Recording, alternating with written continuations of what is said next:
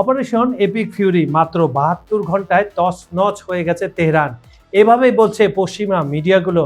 সত্যিটা কিন্তু ভিন্ন। গত শনিবার থেকে যখন মার্কিন ও ইসরায়েলি যুদ্ধবিমান ইরানের আকাশে গর্জে ওঠে, তখন বিশ্ববাসী বুঝতে পেরেছিল মধ্যপ্রাচ্য আর আগের মতো নেই। ৫৫৫ জন প্রাণ হারিয়েছেন, নিহত হয়েছেন খোদ আয়াতুল্লাহ আলী খামেনি। কিন্তু এই ধ্বংসযজ্ঞের নেপথ্যে আসল অঙ্কটা কি?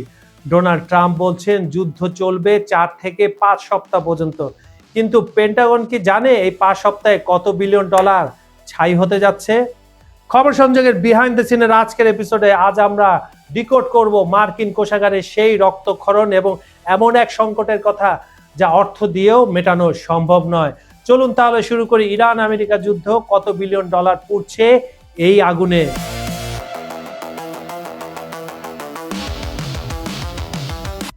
২৮ ফেব্রুয়ারি থেকে শুরু হওয়া এই অভিযানে আমেরিকা ব্যবহার করছে তাদের ইতিহাসে সবচেয়ে বিধ্বংসী সব বরণাস্ত্র।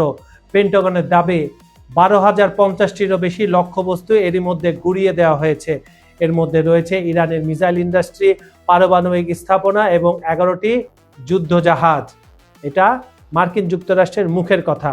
কিন্তু এই যে আকাশে B-22 স্টিলের বোম্বার উঠছে কিংবা টমাহক ক্রুজ মিসাইল ছোড়া হচ্ছে, প্রতিটি বোতাম টেপার খরচ কত আপনি জানেন? বিশেষজ্ঞরা বলছেন অভিযানের প্রথম ২৪ ঘন্টাতে খরচ হয়েছে প্রায় ৭৭৯ মিলিয়ন ডলার। আমি কি আবার বলবো? বন্ধুরা আবার শুনুন, ৭৭৯ মিলিয়ন ডলার মাত্র ২৪ ঘন্টায়। আর এই যুদ্ধের প্রস্তুতির জন্য যে সেনা ও জাহাজ মোতায়েন করা হয়েছে তার পেছনে আগেই গেছে ৬৩০ মিলিয়ন ডলার।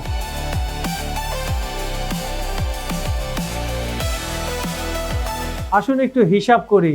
ব্রাউন ইউনিভার্সিটির কস্ট অফ ওয়ার রিপোর্ট বলছে ২০২৩ সালের অক্টোবর থেকে এখন পর্যন্ত ইসরায়েলকে সামরিক সহায়তা দিতে আমেরিকা খরচ করেছে কত? ২১.৭ বিলিয়ন ডলার। আর ইয়েমেন ও ইরানের চারপাশে মার্কিন নৌবাহিনীর পাহারায় খরচ হয়েছে আরো ১২ বিলিয়ন। ভাবা যায়? সব মিলিয়ে ইরানের সাথে এই সরাসরি যুদ্ধ শুরু থেকেই আমেরিকার পকেট থেকে চলে গেছে প্রায় ৩৩ বিলিয়ন ডলারের বেশি। বর্তমান অপারেশন অনুযায়ী শুধুমাত্র একটি ক্যারিয়ার স্ট্রাইক গ্রুপ যেমন ইউএসএস জেরার্ড আর ফোর্ড পরিচালনা করতে প্রতিদিন খরচ হয় 6.5 মিলিয়ন ডলার। একবার ভাবুন, আমি তো ভাবতে পারছি না, আপনারাই ভাবুন। সেখানে দুটি গ্রুপ কাজ করছে, তাহলে কত টাকা খরচ হচ্ছে আর এই টাকাটা আসে কোথা থেকে তা সবাই জানে, মার্কিন জনগণের ট্যাক্সের টাকা থেকে। এবং আরো কিছু সূত্র আছে যা এই মুহূর্তে বলা যাচ্ছে না।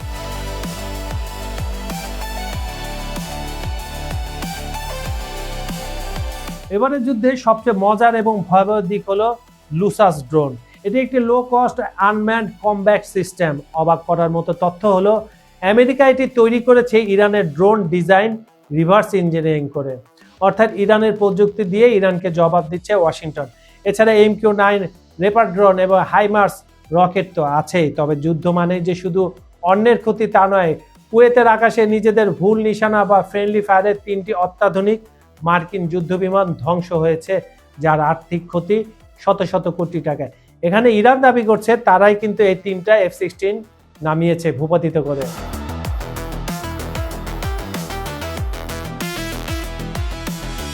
আর এখানেই টুইস্ট। বিশ্লেষকরা বলছেন আমেরিকার সমস্যা টাকা না, সমস্যা হলো ইনভেন্টরি বা অস্ত্রের মজুদ।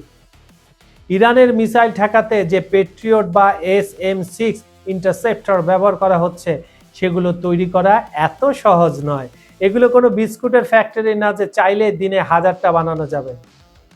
যদি এই যুদ্ধ 4-5 সপ্তাহ চলে তবে আমেরিকার ইন্টারসেপ্টর ফুরিয়ে যেতে পারে। আর সবচেয়ে বড় ভয় কোথায় জানেন?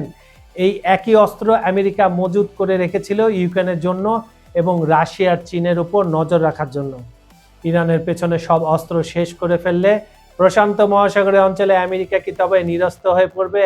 আর এখানে মুচকি হাসছে ভ্লাদিমির পুতিন আর শি জিনপিং। তারা তো এটাই চাইছিল, ইরানকে বাফার জোন করে এই খেলাটা খেলাতে, যাতে মার্কিন যুক্তরাষ্ট্র পকেট ফাঁকা হয়ে যায়, অস্ত্রের মজুদ শেষ হয়ে যায়। তখন খেলা দেখাবে চীন আর রাশিয়া।